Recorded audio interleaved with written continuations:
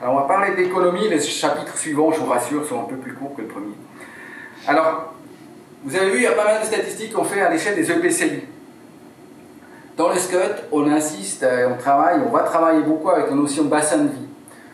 C'est pas que la notion de PCI ne serait pas pertinente globalement pour organiser le territoire, mais la notion de bassin de vie, elle est intéressante parce qu'elle a une approche plus fine, sans revenir au périmètre des anciens EPCI, c'est pas le propos, mais de regarder les liens fonctionnels qu'ont des pôles avec un certain nombre d'équipements structurants, avec des zones qui sont plus résidentielles autour. Donc, un bassin de vie est défini par un pôle qui a un rôle structurant avec un certain nombre d'équipements, de services, de commerce, sur la santé, etc., l'emploi, pour un territoire plus grand. Et ça nous amène à 9 bassins de vie sur le territoire. Donc, on va dire, pour faire simple, le territoire aujourd'hui du Grand Poitiers, il y a notamment le bassin de vie de Chauvigny à l'est et le bassin de vie de Lusignan à l'ouest. Au milieu, une grande zone, ici carillonnée, on pourrait appeler ça des bassins de vie aussi. C'est des zones où les pôles principaux, les pôles des aires urbaines qui sont bien plus vastes, ces pôles de Châtellerault et de Poitiers sont tellement importants sur les liens fonctionnels qu'il n'y a pas d'autres bassins de vie de la même manière. Donc ça veut dire que cette zone centrale, elle est vraiment très polarisée par les grands pôles urbains qui évidemment ont aussi un rôle pour tout le reste du territoire.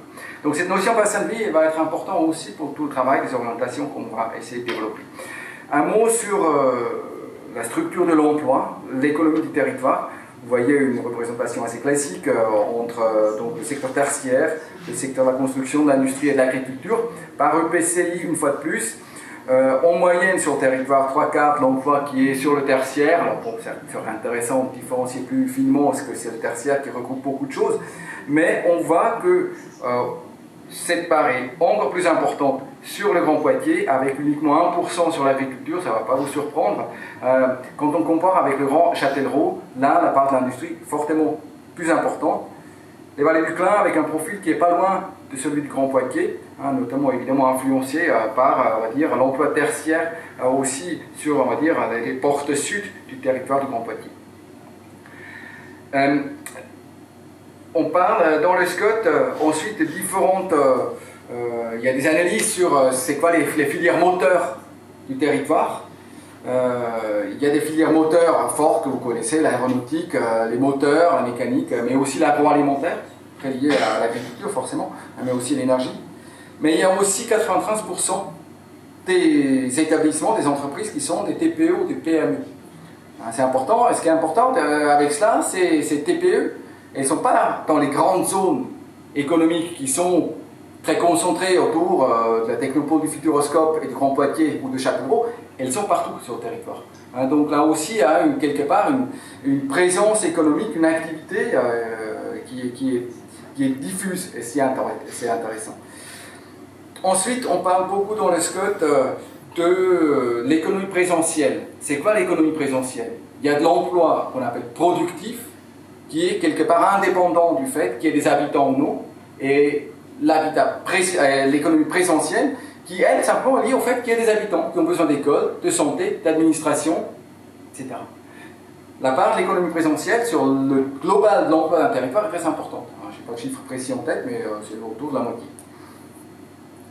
Alors, on va parler dans le SCOT, document d'aménagement du territoire, bien sûr, des zones économiques, du foncier qu'on veut garder à disposition pour accueillir le développement économique dans les 10-15 ans à venir.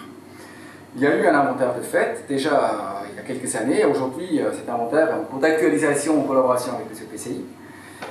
Donc la carte n'est pas totalement neuve, mais elle montre une forte concentration des zones importantes sur ce qu'on appelle l'axe nord-sud, évidemment autour de Châtellerault et surtout autour de Poitiers, mais aussi sur ces axes est-ouest où on trouve des zones pour certains très importantes qu'on connaît. Alors bon, il y a les Viennepôles, mais pas que. Donc il y a des zones qui sont relativement éloignées, on va dire, de cet axe central. Quand on fait le bilan de l'offre a priori disponible, et donc chiffre encore provisoire, on arrive à environ 1000 hectares. Si je regarde ce qu'on a consommé en moyenne dans le passé et je fais une prévision sur 15 ans, j'arrive à 1000 hectares aussi. Pour dire, bon voilà, c'est très bien. J'ai les zones, le foncier économique qu'il me faut pour le SCOT. On tombe assez facilement sur le territoire d'accord pour dire, mais non, parce qu'il y a des zones qui ne se développent pas, qui sont surdimensionnées peut-être, en tout cas, ce n'est pas un besoin pour 10 ans, mais un besoin pour 20 ou 30 ans. Et des endroits, on va avoir besoin de nouvelles zones. Donc là, un enjeu pour le SCOT, pour dire, mais comment on fait, hein, sachant qu'il y a un enjeu d'optimiser la consommation foncière. Il y a une pression aussi de la part du service de l'État sur cette question-là, bien sûr.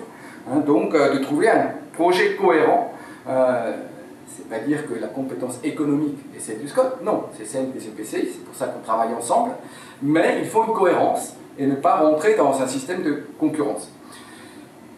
Il y a le phénomène d'apparition de friches économiques, hein, qu'on connaît, qui n'est pas totalement propre uniquement à vos territoires. Peut-être ce qui est frappant quand on vient chez vous, on prend la 910 entre Châtellerault et Poitiers, et c'est vrai, là, on est touché par l'importance de zones neuves à la fois, et à côté des zones qui vieillissent, et à côté des zones en friche, depuis peut-être plus ou moins longtemps. Donc là, un enjeu de questionnement, mais qu'est-ce qu'on en fait dans l'avenir? Est-ce qu'on reconvertit? Est-ce qu'on redéveloppe?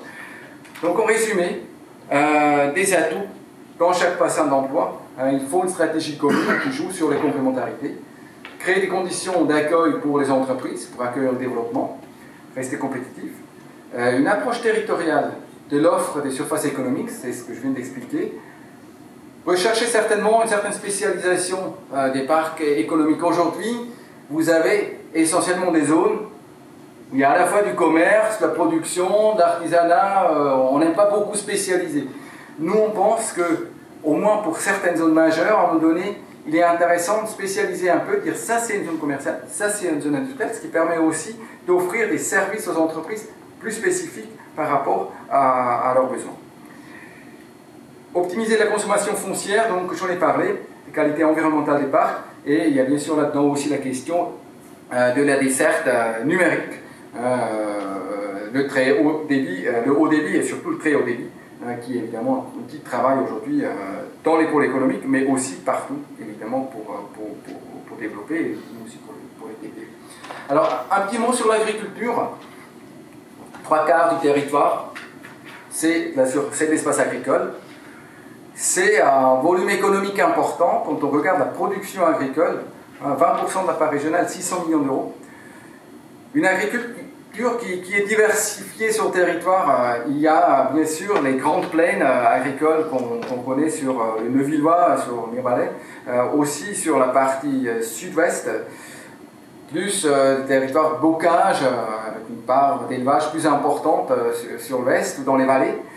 Globalement, quand même une grande majorité de surface occupée par des cultures, des grandes cultures, tout ce qui est aussi production en lien avec les huiles ou l'alimentation pour les animaux. L'agriculture ne va pas très bien, vous savez tous. Quelques chiffres, la surface agricole utile sur les territoires, elle a diminué de 3%.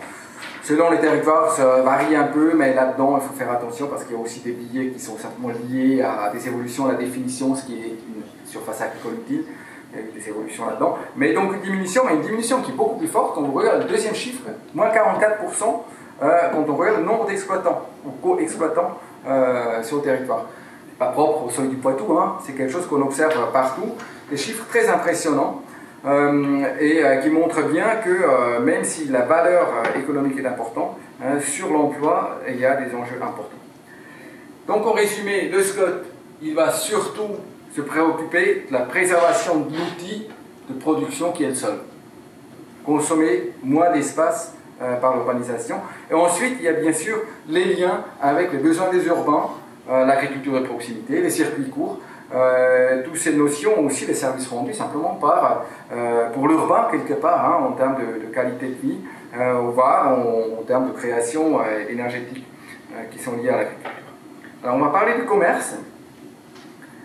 Le commerce au territoire, bon, une fois de plus, très concentré sur les pôles Châtellerault et de Poitiers, près de la moitié quand on prend les commerces de moins de 300 mètres carrés en termes de surface commerciale. On voyait l'importance des ronds, une fois de plus, sur notamment Poitiers, Technopole, Futuroscope. les deux des grands pôles commerciaux du Grand Poitiers et de Poitiers, qui sont le premier et deuxième lieu de fréquentation sur le territoire.